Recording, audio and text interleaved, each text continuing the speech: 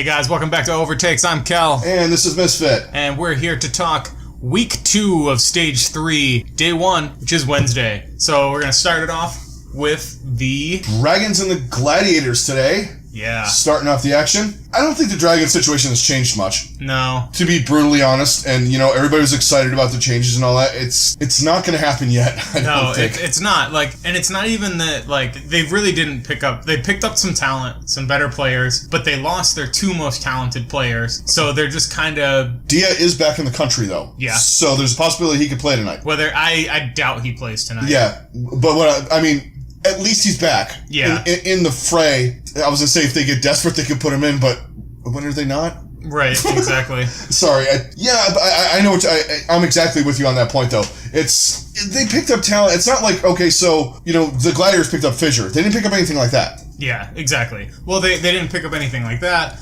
They lost 2 of their best players. They picked up some other talented players, but that was just kind of it didn't really change anything. Yeah. It was like, okay, you lost those 2, and then you picked up these other 2, so you're basically back to the same point you already were at. And that was not very good. Yeah. So they're still lacking on their roster, and then you add in the dramatic difference in language, and the language barrier is just immense. Somehow even more difficult than going from Korean to English, or even Chinese to English.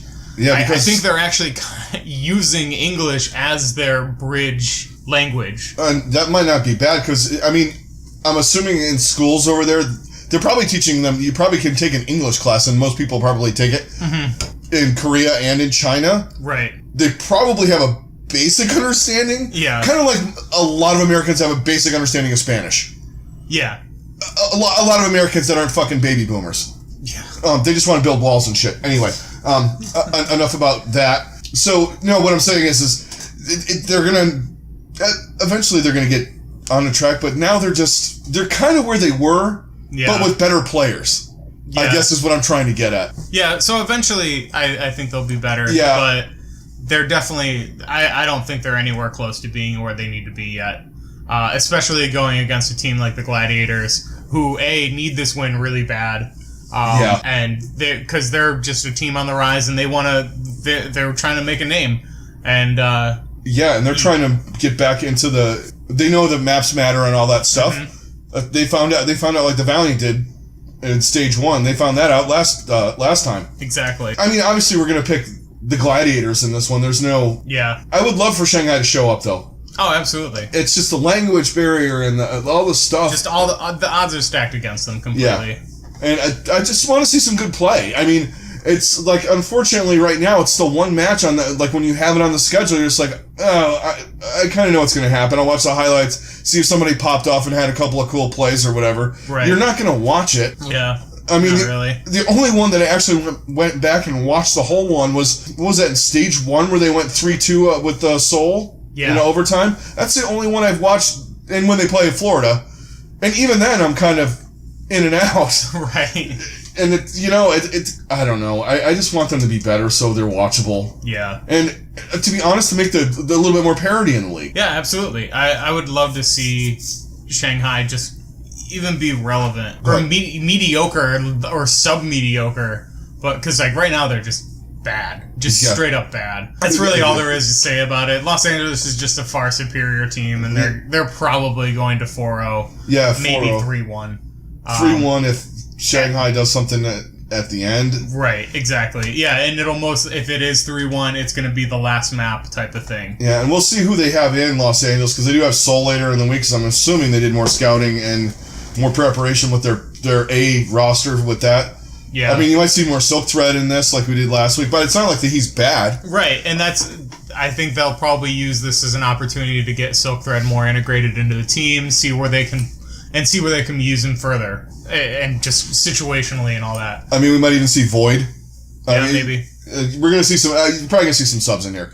1 or 2. Yeah. I bet, but for the most part, I still see them kind of rolling with their top people. But let's move on to probably the match of the night.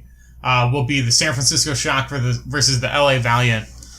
This is going to be a really fun match to watch. Yeah, this is going to be good. And two totally different teams pretty much from the last time they played. Oh, yeah, so absolutely. You can't really even base anything off of, like, well, the last time they played, the Shock did this to them. Because you have a different off-tank, different DPS players for the Valiant. And you have a different main tank, a different off healer, a different DPS. Yeah. For San Francisco. So, like, these are two very dramatically different teams. Oh, and Custa, too. I forgot about Custa on the Valiant. Yeah. So, yeah, it's basically two different teams, and it's going to make this match really, really interesting, I think. I think all that being said, I'm going to go with the Valiant just because they have really impressed me with the way that they've played in the last couple of games. San Francisco's played really well, but I don't think that it's going to be quite enough. I think this is going to be a really tight match in general, but I still want to... I'm leaning more towards the Valiant on this. Okay, I'm gonna go in the opposite direction in this one. Okay. I am going to take San Francisco. I don't know. For some reason I've become a Shock fan all of a sudden. I like the way Super plays as main tank. Yeah. He's gonna have his hands full though with Fate and with Space. Both of them. And oh god, when we do this recap, it's gonna get guys, get ready. I'm just gonna call the Shock's off tank and the Valiant's off tank. Right. So it's just gonna be that because I'm gonna fuck it up 9 times. Oh, and we do want to give a shout out to one of the commenters who mentioned why Space was not in why Space was not in. You're doing it now. Because he was 17. Yeah. So that's why we didn't really know. But also, I mean, to be fair, no one was really talking about it because everyone was just like, well, it's going to be Fate and Envy because they're really good. And then the whole Envy situation played out and no one really knew.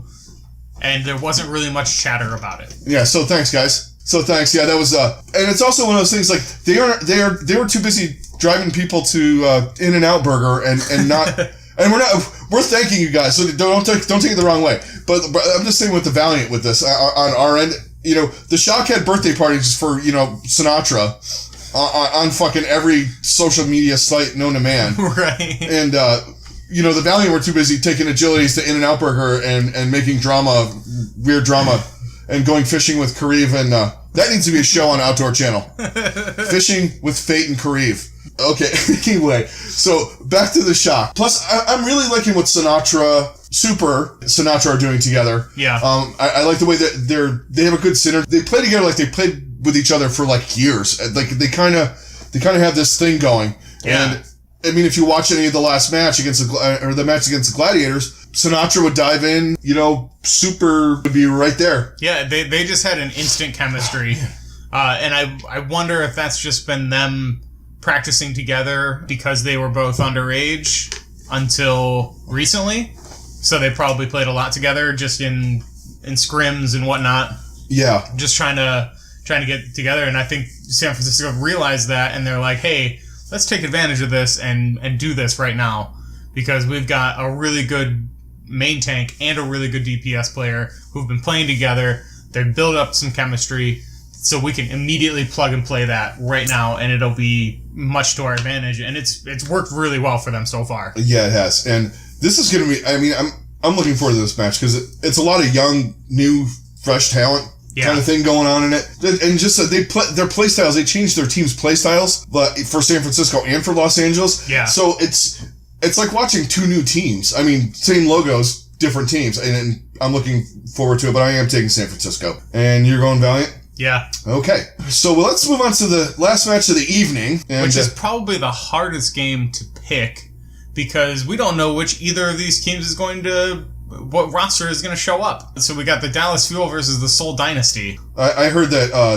I heard Kai Kai's putting Pachamari stuffed animal at off tank tonight. To match his hair. Anyway.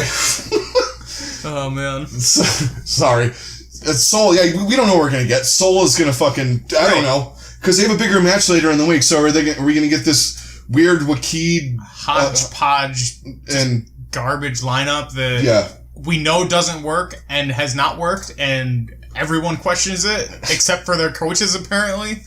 So, but they're playing Dallas, so that's the only saving grace they got. You don't know what Dallas is going to do, right? So they might have to have their main lineup in there just because you don't know what they're going to do. So it's not like, all right, so you go against Florida or you go against London even or Philadelphia, you know what they're going to do. Right. So you can have one team kind of scout them because these players match up better with their play style, however the Dynasty work it. There's no way you can do that against Dallas. Well, I feel like even London is starting to veer away from the split squad. Even they're starting to really not do that as much. Yeah. And I think they learned from their own mistakes, and then also because I think when they first played Philly, they had some of their secondary people in. Yeah, they had like Hurang and they had Closer. Yeah, they had a couple other people in there instead of their normal lineup. And so those guys didn't have experience playing against that team that they had to play against again. Yeah. And it's just like, you just never know. So do you want to even take that risk? Right. And then it's like, we just need Seoul, and Seoul just needs to get it together to the point that they need to play their core lineup because they haven't really played together. No, they haven't. They play like once a week. As much as they need to, yeah. And it's like, they need to get their shit together because Fleta was garbage in season 2, or in stage 2. Yeah, for Fleta numbers. Yeah. Compared to stage 1, he was a non-factor. Yeah. He was a complete non-factor and just was not the same player. No, he wasn't. Because they were just like, we're just going to throw you into whatever lineup and you're not going to get any synergy with any of these people and you're just going to kind of be there. Well, that's the thing. And then you're also going into a match, like someone like they always have Fleta and Miro in there. Yeah. And you're going into a match with guys that are cold, man. I think that London figured out, hey, New York seems to be winning flipping 2 guys occasionally. Let's do that. Because if like you said, if you flip half your roster, or even more so than that, then you're putting in guys who haven't played at all. Yeah. And it's like, it just doesn't work. And plus some of their guys on their bench are fucking overrated. Yeah, they really are. I don't care. Guido they traded away their best bench player in Bunny. Yeah. Wakeed's their best bench player right now. Now, I think. Yeah. But Zephyr is mediocre for a tank. Mm-hmm. Gambler, really don't know much about him. He's new in the league. He had to play with the garbage team, so you don't know if he's actually really good or not. Right. Guido, he's a DPS player playing support. Yeah. It's completely baffling to me. Anyway. It's like, I don't think there should ever be a time where you don't have Jaehong playing. Yeah. Because every time that they don't play him, guess what happens? They fucking lose. And then on the off occasion where they do lose when he is in there, they're fucked. Yeah. Exactly. And then hey, guess what happens? You don't make the stage playoffs. And you slowly slip out of the regular playoff race. Yep. All that being said, I can't go with Dallas. No. Dallas has looked better though. They have. And I think it's the it's been Siegel playing as Diva. Excuse me. Yeah. Honestly, that has 100% been a huge improvement for them. And they need to stick with it. And if they switch it back, then they're just making horrible mistakes. Yeah, and I don't understand some of the moves. And he actually, I wonder if he came up when he said, you know what? All right, skip the trade thing. If I stay, I want to fucking play. You're paying me this money to play, and we're not winning with this other lineup out here. That's right. All these people and all these guys are like, well, Dallas this and Dallas that. You know what? And I say this happens in regular sports. I'm a Broncos fan. People are like, well, you won with this, yeah, but you know what? Right now, no, it's not fucking working. Yeah. And you know what? You're not winning. Get him out. It's the same situation as or a similar situation as we won with this, or what we run into here. I gotta talk about the Browns again, but why are we getting rid of X player? Well, you lost 16 games with him, so he's not obviously that fucking good. Right. Or, well, we could.